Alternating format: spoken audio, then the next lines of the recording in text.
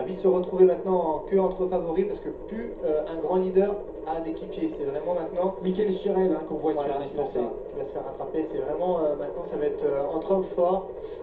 On aperçoit David Eviela qui a encore avec Rigoberto Urán les deux maillots verts au couloir de Cannondale. Et on a 3 coureurs de la formation AG2R, la mondiale, hein, malgré tout présent encore dans ce groupe. De Vivo, Guillermo.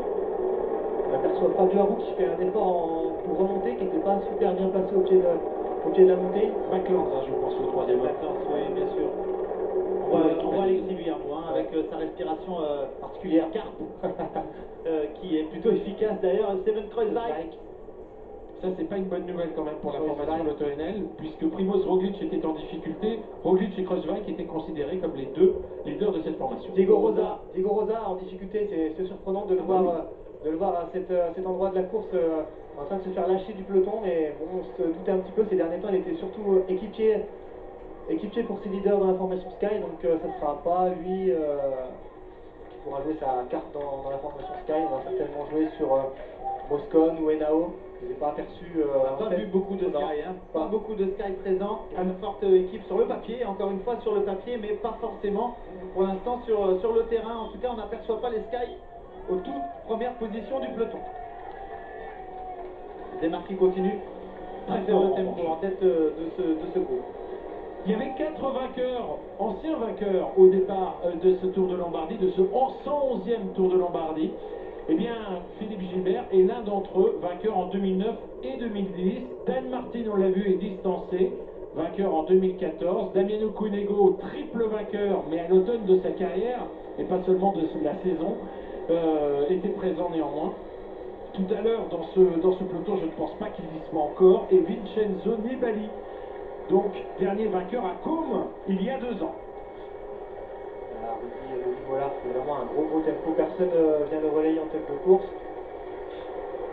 Et ça, c'est quand même devenu habituel.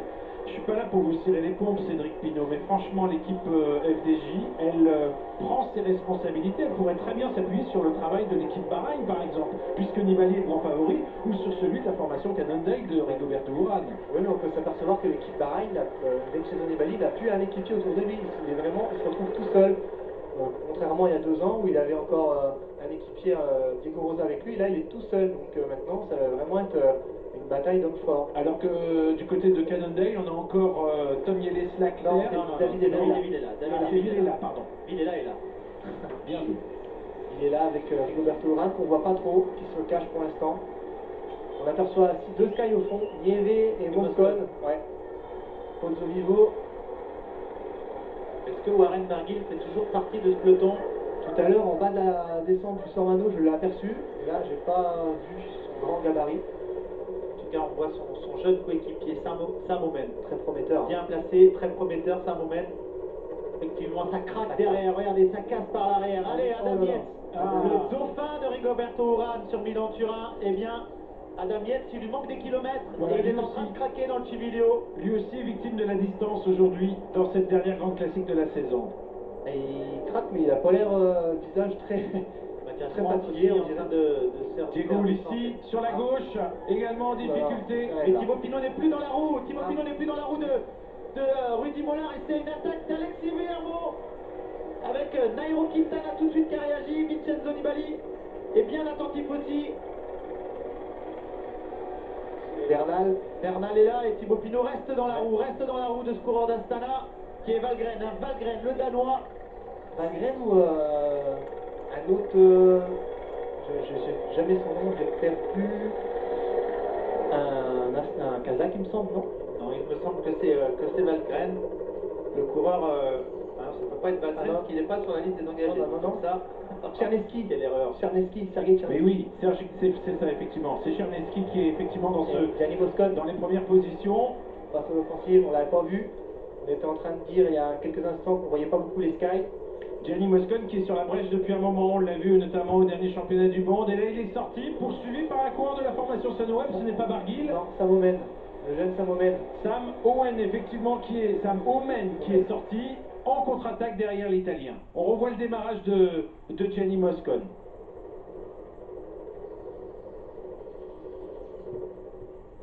Il part le long de du petit muret. Alexis Villermo avait tourné la tête et il a été rejoint donc par Sam Omen, le néerlandais de la formation Sunweb. Derrière, ça réagit avec Thibaut Pinot. Qui y va.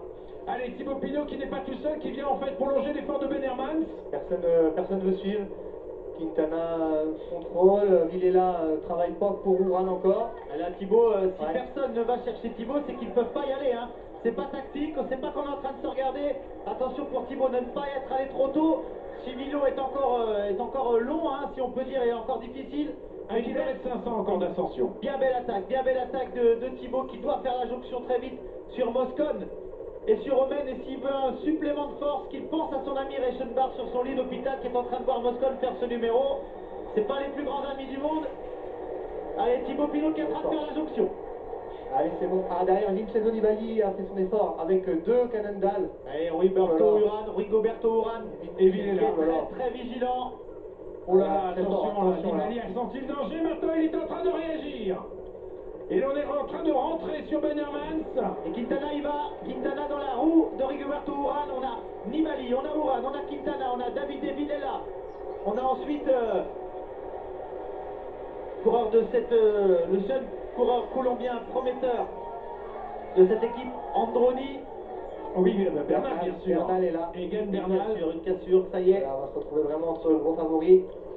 Là, on va retrouver effectivement tous les favoris que l'on désignait pratiquement au départ de ce Tour de Lombardie, les plus grands favoris, alors qu'à l'arrière, on voit Bocco-Mollema qui ferme la marche. On voit également Antico Rosa, toujours là, hein, malgré Julien Alaphilippe qui est là aussi. Ah oui, Julien Alaphilippe. Eh bien non, Julien Alaphilippe n'est pas capable pour l'instant d'accompagner les meilleurs, tout comme Fabio Aru, le champion d'Italie qui se décale, qui fait l'effort, mais qui est avec un temps de retard. On n'est pas loin quand même. Attention, hein, si Julien arrive à s'accrocher, je dirais que c'est la seule difficulté pour Julien qu'il faut absolument passer avant de basculer dans ce final, parce qu'après le Sanfermo est beaucoup moins difficile en termes de pourcentage, et puis une arrivée groupée, il va vite au sprint aussi, Julien Alaphilippe. Il doit laisser travailler Aru, il le fait. Wilco Kelderman est là aussi, Warren Barguil a disparu, Tim Wellens est là pour l'équipe Lotto Soudal. Et on est en train de revenir, regardez ce groupe est là. Et Thibaut Pinot. Allez, à nouveau une attaque de Thibaut Pinot qui va essayer de lâcher tout le monde. Il avait attaqué d'abord pour revenir sur Gianni Moscone. Eh bien, il est en train d'insister maintenant, alors que peut-être d'autres coureurs qui viennent de faire l'effort éprouvent le besoin de souffler. Il ne faut pas compter sur Rigoberto Uran pour y aller. Nibali le sait, Rigoberto Uran est avant tout un suiveur, hein, on peut le dire. Hein, c'est pas lui qui va mettre le feu à la course. Il court parfois juste, on peut parfois dire qu'il est un peu trop malin, mais en tout cas c'est bien parti pour Thibaut. C'est Pozzovivo qui doit se muer en équipier pour Alexis Villermo. Allez, Domenico Pozzovivo de la formation AG2R La Mondiale, effectivement, qui est en train d'assurer la poursuite derrière Thibaut Pinot. On a presque l'impression de revivre le Tour d'Italie. Ouais.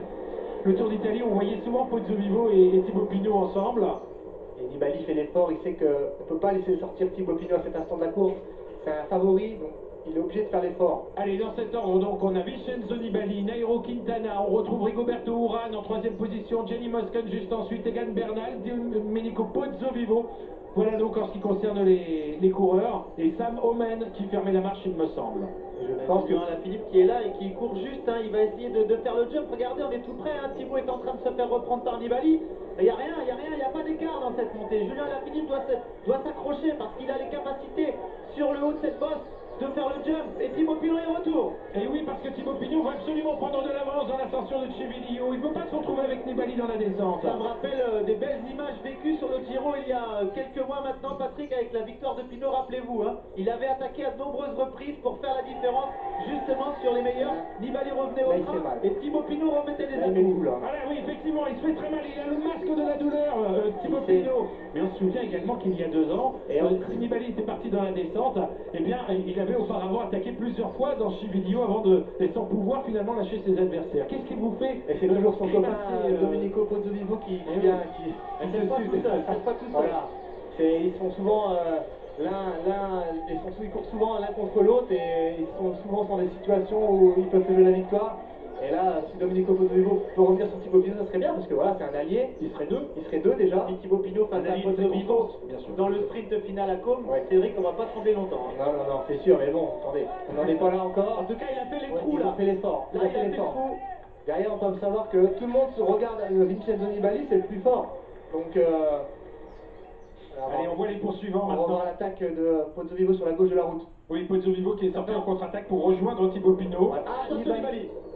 Nibali qui, rappelons-le, est très fort. Nibali qui n'a pas disputé Milan-Turin, Oh qui là est en là. train de revenir très vite sur Domenico Pozzovivo et qui va pouvoir prolonger Oh son là là. effort pour essayer de se rapprocher. Personne ne Ouran comprend, ne quoi. peut pas y aller, Ouran ne peut pas y aller, c'est ça la bonne nouvelle. Quintana seulement essaye de faire son effort derrière. Oui. Allez Thibaut, te retourne pas, Allez. Benjamin, faut aller jusqu'au sommet maintenant.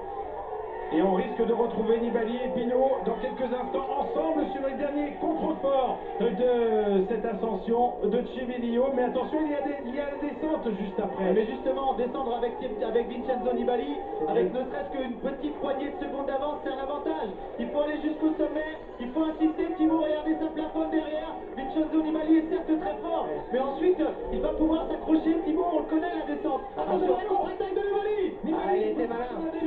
Sur le bidon, il y va, Thibaut, il y va, il s'accroche. Il a attendu que Thibaut Pinot prenne le bidon pour faire l'attaque. Non, c'est surtout pour relancer. Ils sont au sommet là maintenant. Ils vont aborder la descente. C'est surtout pour prendre de la vitesse pour aborder la descente.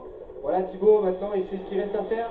Il faut qu'il Restez suive. calé dans la roue, Voilà. restez calé dans la roue Ouais. du Sicilien. Je le connais, il va prendre sa marque de sécurité toujours.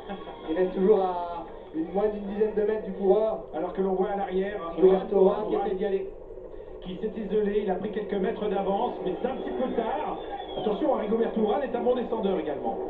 Et Thibaut aussi Allez. est un bon descendeur. Thibaut Oui. a beaucoup progressé ces dernières années. Et puis c'est pas pareil de descendre dans un groupe de 50 coureurs que dans la roue de l'un des meilleurs descendeurs du monde. Il doit prendre cette marge de sécurité car Nibali est parfois limite. Rappelez-vous, lorsqu'il a gagné le Tour de Lombardie en 2015, il était sorti très large de l'une des premières courbes à droite. Il faut prendre cette distance, mais surtout pas trop, parce que là c'est la bonne opportunité de descendre avec Nibali. Et Thibaut Pinot sur les 3 vallées marines a été plus rapide au sprint que Vincenzo Nibali. Soit il doit s'en rappeler et s'accrocher à cette roue maintenant, Thibaut Pinot. Et là, je pense que Thibaut Pinot fait gamberger Vincenzo Nibali parce que il sait très bien qu'il ne pourra peut-être pas se débarrasser de Thibaut Pinot dans la dernière difficulté. Donc il sait aussi que peut-être Thibaut est un peu plus en difficulté dans les descentes par rapport à lui. Donc peut-être que Nibali va prendre déjà des risques pour essayer de lâcher Thibaut Pinot à cet instant. Mais ça fait encore loin et bon. Allez, Thibaut Pinot qui resserre ses chaussures. Ouais. Ça fait jamais de mal, on serre un coup les godasses. Bon, on connaît cette descente, on a vu l'année dernière. Ce qui me fait peur, c'est que Nibali connaît la descente sur le bout des doigts. Mètre par mètre déjà. Et du coup, Deux courbes et déjà 10 mètres ouais. d'avance pour Nibali. Il faut rester là. S'il y a bien un jour où on doit prendre des risques, c'est aujourd'hui. Ne pas aller à la faute, Oui, mais mais quand vous même dites- il y a Tour de Lombardie au bout. Vous dites ça, mais on a vu des images, eux ne les ont pas vues, heureusement. Oui, On a ils vu les ont des pas images vues, tout à l'heure qui les ont effrayés quand Voilà même. le virage où Nibali était sorti un peu large au premier jour, il y a 2 ans. Il faut bien s'accrocher, Thibaut. Voilà. Thibaut Pinot connaît bien cette descente. Oui, mais pour avoir vu la vidéo il y a 2 ans, Vincenzo Nibali, c'était impressionnant la descente qu'il avait pu faire. Il avait pris 40 secondes d'avance en bas. Il avait Et vous 40 faites bien de secondes. le souligner, il avait quand même démarré au sommet. sommet. Donc il avait fait cet écart au sommet, il était Et- parti d'ailleurs, je vais pas dire en facteur. Non, il avait mais attaqué la descente il avait vraiment sur le attaqué, sommet. Et en vrai, il avait fait un écart de 40 secondes. C'est énorme sur une descente de 5-6 km, grand maximum. Mais il n'avait pas fait non plus la différence au départ, en tout cas sur ses qualités de descendeur. Et Il l'avait déjà- fait parce que personne n'avait roulé derrière lui pour essayer de le suivre ou de le reprendre. Il y a déjà un bel écart, messieurs. Il faut y aller, Thibaut. Il faut Oui, lâcher les freins là. Là, c'est plus qu'une distance de sécurité, comme le disait Cédric Pinot. En deux lacets, déjà, on prend du temps. Et là, donc, du coup, il n'y a pas le choix, Cédric Pinot. Il faut freiner au dernier moment. Quand on arrive là, Oui, il voilà. faut chercher justement à rester au contact. Exactement, il faut freiner au dernier moment. Et là, Nibali se retourne, il sait qu'il fait mal à Thibaut. Allez Thibaut, il faut y aller. Ce serait vraiment dommage de ne pas pouvoir suivre Nibali dans cette descente. On la connaît. Elle est sèche. Ça, c'est seulement Rigoberto Urán qui est au deuxième échelon de la course qui vire à l'épingle. Il y a une vingtaine de secondes maximum. Ouais, il y a une quinzaine de secondes. Je pense une quinzaine de secondes. Ça se regarde derrière. Ça descend moins vite derrière que devant. Ça, c'est sûr. Oui, on est en train de perdre du temps par rapport. Il y a un lacet sur la. Il est là, Thibaut. Il s'accroche bien. Il s'accroche bien. Et comme l'a dit Cédric, si Vincenzo Nibali n'arrive pas à distancer Thibaut dans la descente, il va perdre l'ascendant psychologique. Puisqu'il se dira comment je vais faire pour me débarrasser de ce diable de pilote. Il faut qu'il s'accroche, Thibaut. Il prend les bonnes trajectoires pour le moment. Il n'est pas distancé. Si on vous dit ça, c'est parce que dans le passé, Thibaut Pinot a montré à plusieurs reprises qu'il était plus véloce, plus rapide en cas d'arrivée au sprint, même s'il faut toujours être prudent après 240 km de course, où la fraîcheur athlétique est pour beaucoup dans la qualité d'un sprint que l'on peut livrer. Thibaut Pinot est plus rapide sur le papier que Vincenzo Nibali, si ces deux-là doivent s'expliquer ensemble tout à l'heure sur la ligne d'arrivée à Côme. Mais apparemment, il faut rester au contact de Nibali. C'est dans ces enchaînements-là qu'il peut perdre du temps. Parce que dans les lacets, on perd pas de temps. On freine, on monte sur les freins, on les lâche au bon moment. Au Ça, Thibaut contraire, sait faire. au contraire, Mais dans les dans- lacets, il refait une partie il de son refait, retard. exactement. Mais alors, dans les enfilades, comme on dit, Voilà. c'est là le plus compliqué. On va arriver sur le bas de la descente. On va bientôt y arriver sur le bas de cette descente. Allez. Il faut que Thibaut s'accroche. Dans la relance, tout de suite, bouchez le trou parce que sinon, si vous laissez 30 mètres ou 40 Allez, mètres allez, à allez, poil, allez, c'est allez. fini. Quand la moto vous double comme ça, vous prenez un petit coup psychologiquement. Oui, c'est pas du tout, au contraire, c'est pas une aide, hein, la moto Non, qui non, non. double. Parce que là, il n'a pas pu prendre le sillage, et là, malheureusement, il y a un trou qui est fait. Vincenzo Nibali a pris 60 mètres, 70 mètres d'avance. Il est en train de perdre du terrain, il est en train de perdre le Non, non, contact. il est là, allez. La moto, ça peut l'aider aussi. Hein. On se réfère beaucoup aux freins des motos. Je me rappelle, en tête de peloton, on peut se référer aux freins des motos qui s'allument. Sauf qu'on est sur le Tour de Lombardie, Cédric, Ouais. on va pas avoir de mauvaise pensée, mais c'est une moto italienne. Alors Oui. méfions-nous quand même. Ça, c'est moche, hein, ce que vous venez de dire quand même. Là, on approche vraiment, on est vraiment en bas là maintenant. Ah, il reste 3, 4, 5 enfilades. Il faut absolument pour Thibaut revenir, ne serait-ce que dans la relance avant le San Fermo. S'il arrive à revenir tout près, il va faire douter Nibali. Nibali se retourne, pas de Thibaut Pinot, il est là. Oh, il y a 5 secondes, 4-5 secondes. Il faut absolument que le Français rentre dans le sillage de l'Italien, dans le bas de la descente. C'est vraiment là que la course va se gagner. Alors, Regardez on voit, Nibali, d'une attention. sérénité, il saute, petit ralentisseur, il saute par-dessus le pavé. Il connaît la descente par cœur. Il saute exactement à l'endroit où il y a des pavés. Rigoberto Urán derrière. Est-ce que si Rigoberto Urán revient sur Thibaut Pinot, est-ce que c'est une bonne ou est-ce que c'est une mauvaise nouvelle? Ça ne va pas lui servir à grand chose parce que dans cette montée-là, on perd pas de temps quasiment. Hein. C'est même à deux, c'est pas parce qu'on se relaie dans cette montée qu'on va regagner du temps sur un homme seul. Rappelez-vous, Nibali est en train de refaire le même numéro qu'il y a 2 ans, 5 secondes d'avance maximum. Thibaut Pinot est revenu un petit peu dans la fin de cette descente. Il doit y croire, le Français. Il doit absolument revenir dans le sillage de l'Italien avant le pied du San Fermo. Il l'aperçoit, il doit tout donner maintenant. Et c'est ce qu'il fait, il est au sprint, Thibaut Pinot, alors que l'on revient dans Côme. Ça va être compliqué, là, faut qu'il arrive vraiment à faire son effort. Les motos sont vraiment devant, vite ça. Regardez, si on élargit un petit peu, Ah, il y a effectivement, on 100 va mètres, même pas accélérer 100 quand mètres. même la moto. Mais bon, c'est vrai que c'est un petit peu énervant de voir ce genre de choses. Parce que Nibali est un coureur qui n'a pas besoin de cela. Allez. Ah, La différence est toujours très mince. 6 secondes. On annonce sur le GPS.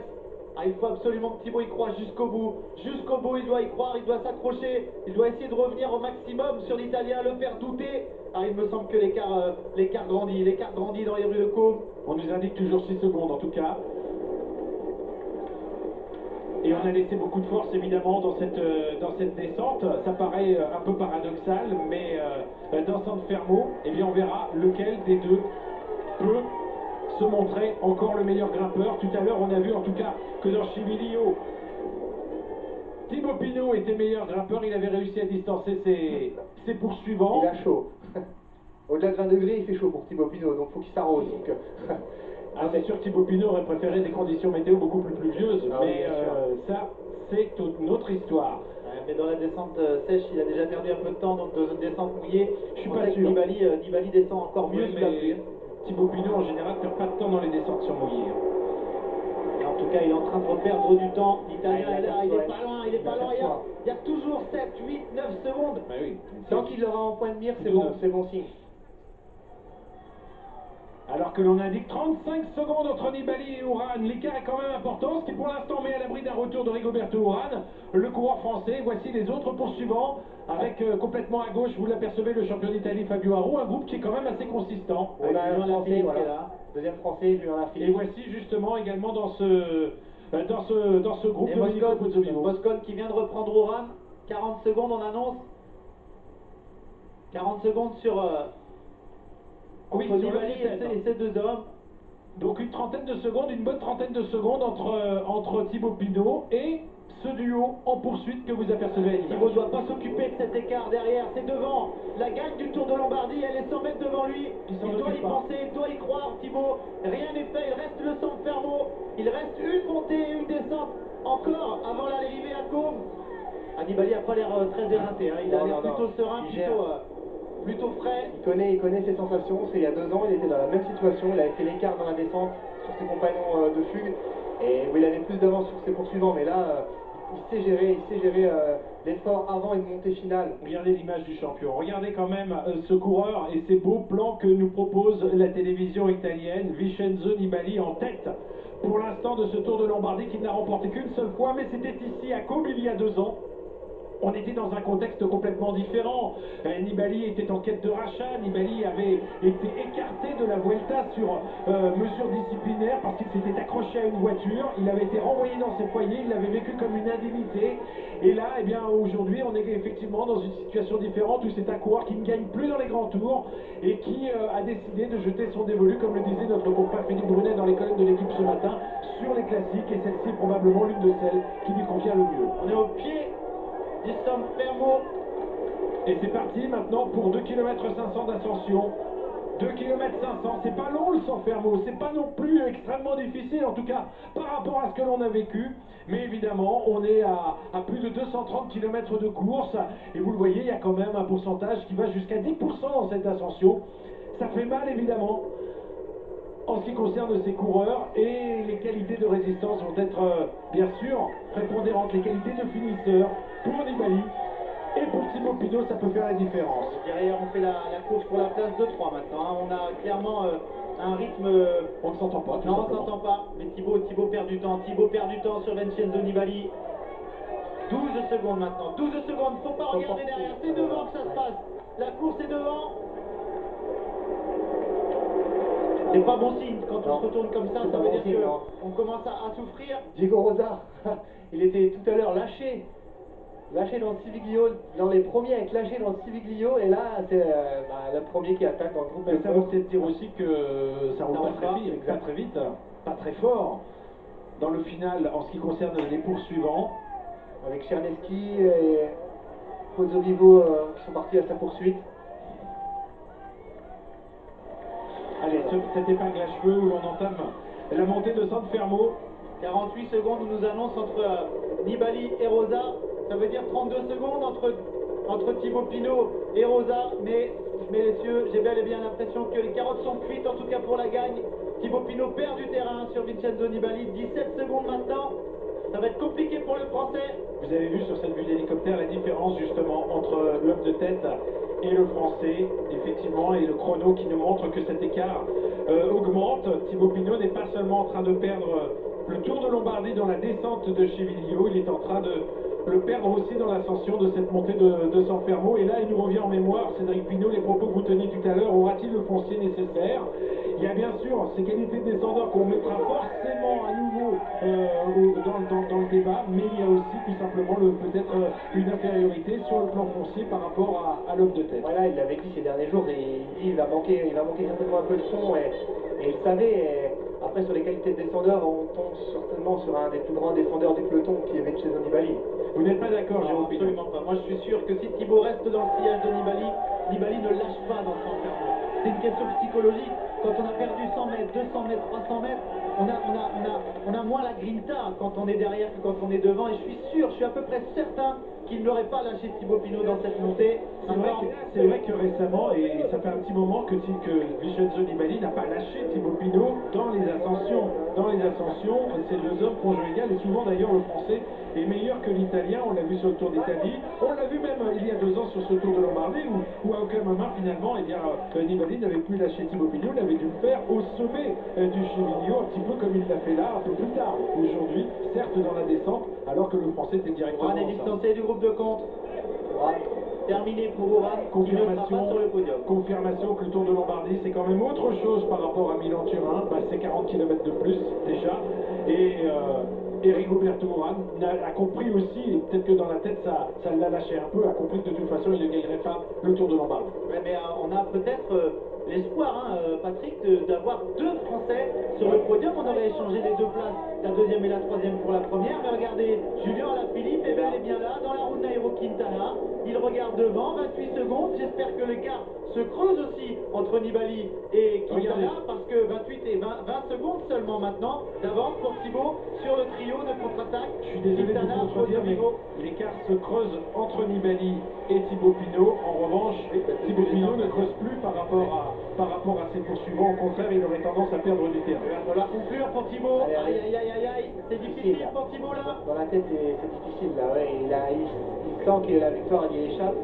Et voilà, faut se raccrocher à cette deuxième place, mais Un second. tout seul maintenant dans la montée. Aïe, aïe, aïe, Nairo aïe, Quintana qui derrière. fait l'attaque maintenant. Nairo Quintana qui accélère. Derrière, on voit que Domenico Pozzovivo et Julien Alaphilippe sont toujours là. Michael Nieve, Fabio Aru, toujours présent aussi. Nadal Beran aussi. La contre-attaque de Fabio Aru. Allez, Fabio Aru qui va effectivement. Alors, on a vu que Julien Alaphilippe se retournait, mais apparemment, le Français n'y va pas. Il laisse faire Michael Nieve qui revient dans le sillage de Fabio Aru. Fabio Aru qui confiait au départ de ce Tour de Lombardie qu'il avait l'envie, la motivation, mais peut-être pas les jambes pour s'imposer dans le Tour de Lombardie. On en a eu la confirmation. Il est un échelon en dessous, mais vous le voyez, c'est quand même un bel attaquant, un beau coureur, un coureur qui ne se résigne pas. On est en train de rentrer tambour battant sur Thibaut Pinot. Là, Là, il fait mal aux jambes. Là, il donne tout. Aru qui se bat. 15 secondes seulement de retard pour le groupe Fabio Aru par rapport à Thibaut Pinot, alors que l'on n'est pas encore au sommet, bien sûr, de San Fermo. Nibali qui est en train de faire un véritable numéro. Un show. C'était bel et bien lui le plus fort cette semaine. On l'avait commencé à pressentir, les premiers signes de sa supériorité aux Trois Vallées Varésines, même s'il s'était incliné derrière le duo français Pinot-Géniez. Allez, encore 200 mètres d'ascension pour Vincenzo Nibali avant de basculer au sommet. Jean-Paul Olivier, vous disiez que San Fermo della Battaglia, il y avait eu une bataille dans le passé, ben on en a eu une belle, mais elle est intervenue même un petit peu avant. Et il y a du monde, hein. Il y a beaucoup de monde au sommet de San Fermo della Battaglia. Allez, derrière, justement, eh bien, on voit que Julien Alaphilippe a porté une attaque. D'une certaine façon, il a contré derrière l'effort de Fabio Aru. Il a réussi à sortir et c'est le champion d'Italie qui fait l'effort pour essayer de rester au contact du Français. Là, il est capable de maintenant des tendances jusqu'au sommet. Lui, hein. C'est le puncher vraiment atypique. Et c'est peut-être lui qui va rentrer sur Il peut le revenir sur Thibaut. Ouais. Oui, Thibaut, il est juste de là. retourner, c'est difficile. Il est là, Julien. Il va rentrer. On va retrouver un duo français. Il a Derrière bien Vincenzo Nibali. Aïe, aïe, aïe.